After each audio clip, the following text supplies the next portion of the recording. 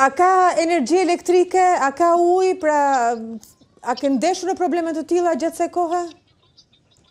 Është konstante dhe është një gjë më tragjike, po ndërkohë edhe heroike.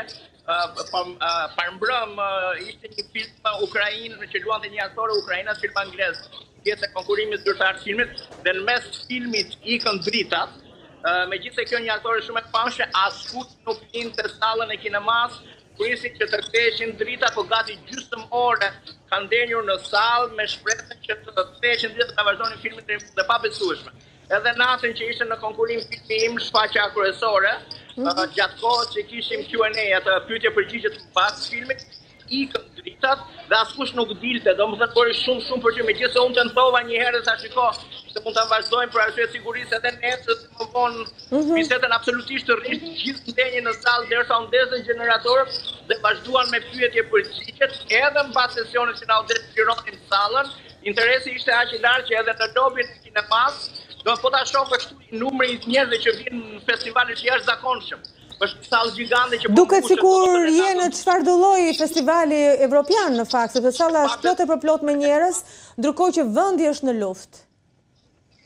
E pa besueshme, ekspozita gjithandej, domethënë këta kanë vendosur mos dorëzor. Unë e dija këtë për popullin ukrainas, sepse edhe gjatë luftës dytë botërore, ato që kanë ndodhur në Ukrainë janë të pakrahasueshme me gjatë që kanë ndodhur në Rusinë në fakt në të vërtetë, sepse ne i referohemi Bashkinë Sovjetike, por në fakt krimet më të mëdha dhe ato shkatrimet më të mëdha ndodhen në Ukrainë pasi ishte si buffer zone midis Rusisë dhe vendeve të tjera dhe Gjermanisë në kohën e luftës dytë botërore. Kështu që janë një popull i mësuar me luftën dhe një kokëforci dhe një krenari kombëtare e jashtëzakonshme. Domethënë vetëm po të shohësh ekspozitat që këta, unë kam parë 3-4 ekspozita midis hotelit tim dhe këtij eventi të festivalit, që ndrojnë vazhdimisht piktor, fotograf, shumë nga fronti hapin ekspozita e pabesueshme vitaliteti këtyre njerëzve.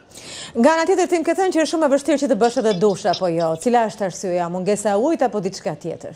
Është shumë e vështirë. Natën e parë, domethënë unë mora lehtë sepse duke paktën ndjenjën e këtyre që janë dhe ka një lloj shpërfillje për luftën.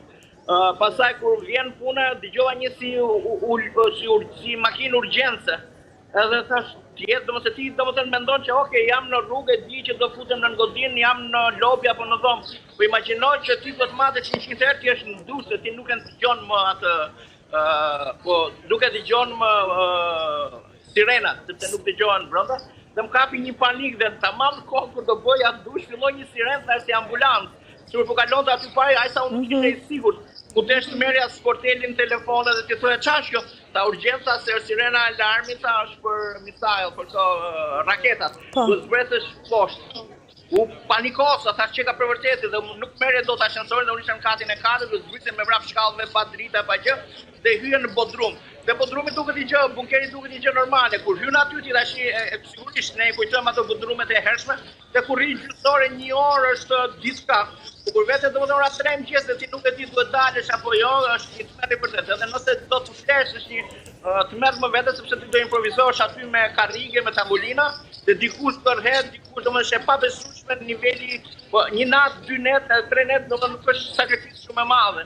Po imagjino ta bësh këtë me vite. Kjo është ajo që unë e vëre që është edhe rusët që kanë mësuar këtë dhe qelloj pikërisht në ato orare që duan ta lodhin këtë popull. Kuptohet në orën që ti nuk i pret fare se të ndodh në orën 10 me energji, por në orën 2 të natës se ta bësh të për natë, sigurisht që kjo është një gjë e tmerrshme dhe njerëzit dorëzohen nga këtë pamë shumë nga këta as nuk zbrisin.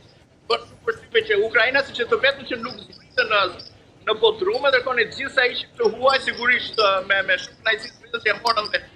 Kur delte nesër merrni me vetë sa kohë kam pjesë në televizorin dhe çfarë pasojat që janë pikërisht në qytetin ku ti je. Megjithëse duket se është një situatë surreale, një situatë e cila të tronditë, të krijon trauma apo panik, siç thua edhe ti, dhe që me të vërtetë që e ka vënë në provë shpirtin e Ukrainës, janë 59 shtete dhe 158 filma që konkurrojnë në këtë festival shumë serioz, i cili është në edicionin e tij të 54 dhe pavarësisht luftës nuk ka patur asnjë ndërprerje të edicioneve të veta. 59 shtete përfaqësuese që marrin pjesë në këtë festival. Unë do doja të më tregoje diçka më tepër, duke marrë parasysh edhe anën artistike, por edhe solidaritetin që është krijuar, pasi nata e parë ishte një natë homazhi, nderimi dhe respekti për gjithë ata artistë që kanë humbur jetën gjatë kësaj lufte. Jo vetëm kjo, domethënë që është tragjike që shumë artistë, biles një nga shoqet tona që është antare Jurje,